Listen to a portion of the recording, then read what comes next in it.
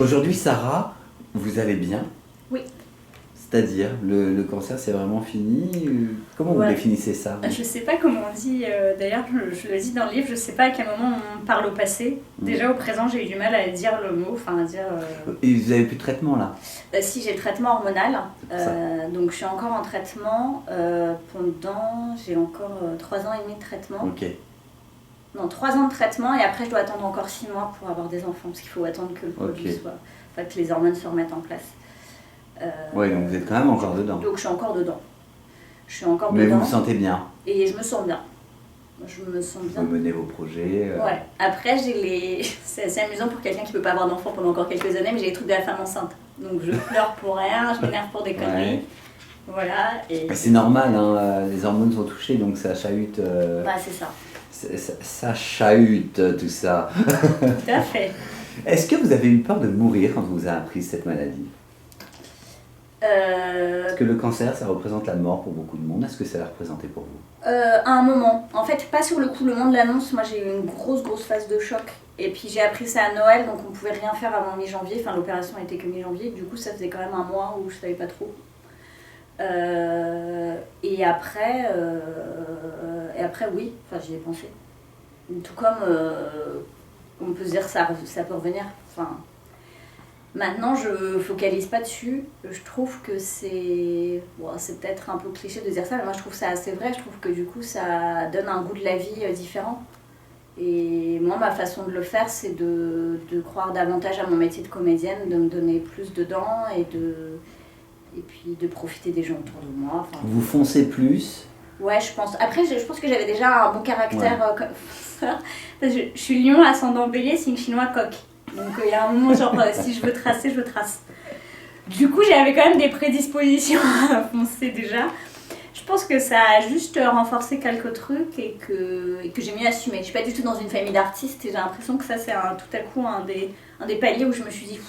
Est-ce que je me prends vraiment encore la tête à me dire tiens je suis comédienne, est-ce que je suis moins intelligente que les autres, c'est pour ça que j'ai choisi cette voie, enfin j'en sais rien parce que j'ai... Non, en fait c'est parce que c'est ma vie, elle est comme ça. Et ça vous a aidé? Ouais, à vous dire je suis comme ça, je dois vivre ce métier de saltimbanque alors que dans ma famille c'est pas du tout des saltimbanques. C'est pas du tout le truc. Comédienne humoriste. Voilà. C'est ce dont, maintenant que ça va mieux, vous passez votre temps à faire ça. Voilà. Vous êtes sur scène actuellement sur Paris, je pense qu'on peut vous voir. Tout à fait. J'ai un spectacle qui s'appelle Loseuse de l'amour, que je joue au Paname Art Café les samedis soirs à 20h. Et donc j'y parle de cette loose qu'on a tous connue. Enfin, on a tous connu les histoires ratées, les déceptions amoureuses, les moments où on se calque pas bien homme-femme. Enfin voilà, il y a un truc qui fait qu'on se comprend pas toujours, décryptage de SMS, tout ça.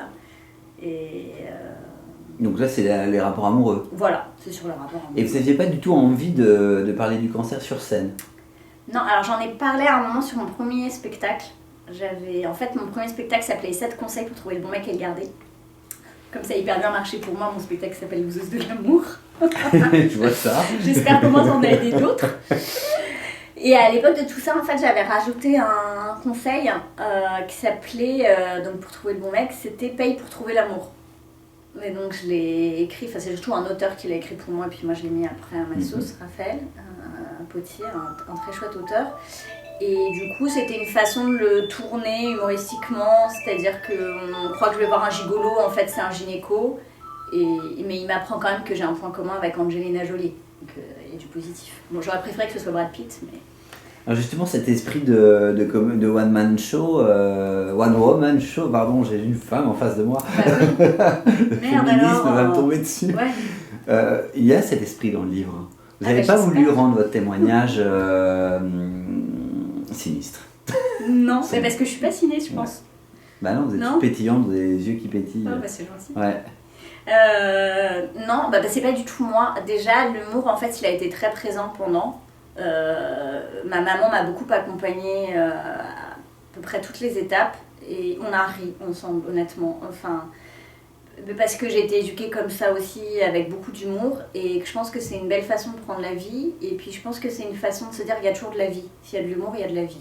Et donc, il y a du combat et on avance.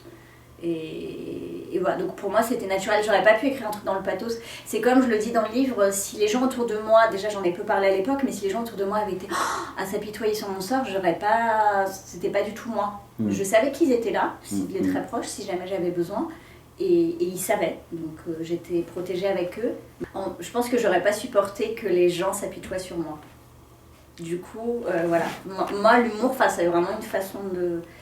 C'est une façon de traverser ma vie, donc cette épreuve, ça a été pareil. Alors le témoignage est super sympa, parce qu'il y a un côté journal de bord, il y a plein de petites, des petits morceaux, alors, des petits dessins, des croquis, des SMS, même des photocopies de rendez-vous. Ouais. Donc c'était pour rendre le propos plus interactif, plus ancré dans notre époque. Bah oui, j'avais envie, surtout notamment avec les captures de SMS. Enfin, pour moi, c'était assez générationnel. Et c'est vrai que c'est une façon pour les gens de montrer leur présence. Donc j'ai fait exprès, j'en ai pris avec des cœurs, avec des arcs-en-ciel, des étoiles. Notamment ma sœur qui m'avait pas mal mis ça dans les textos. Et sur le côté aussi des examens, c'est vraiment le côté livre de bord. Et pour moi, c'est une façon de partager aussi pour vraiment que ça fasse un peu guide. C'est-à-dire qu'il y en a qui reconnaîtront s'ils ont connu, et peut-être d'autres un jour, même si je ne souhaite à personne, mais je veux dire, si quelqu'un traverse ça, bien sûr. Bah ça, il aura des infos. Exactement, en fait, le truc que j'ai pas eu. Moi, j'ai eu les infos au compte-gouttes.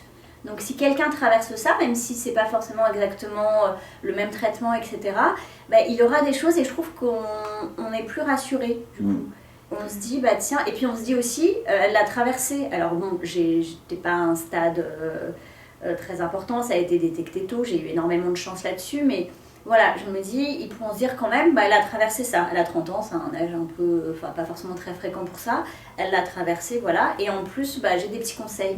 Tout comme je dis, bah les rendez-vous chez le médecin, il faut y aller à deux. Parce que moi, en général, je ne retenais rien après. Donc je vérifie avec ma mère les infos.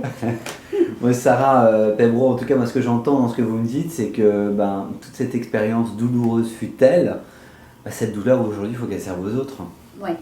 C'est ça, c'est ce que vous nous envoyez en pleine tête en ayant écrit ce bouquin, et que nous, on est très contents de défendre Sarah, 30 ans, mon cancer, même pas peur, aux éditions Michel de Maulle. C'est en librairie.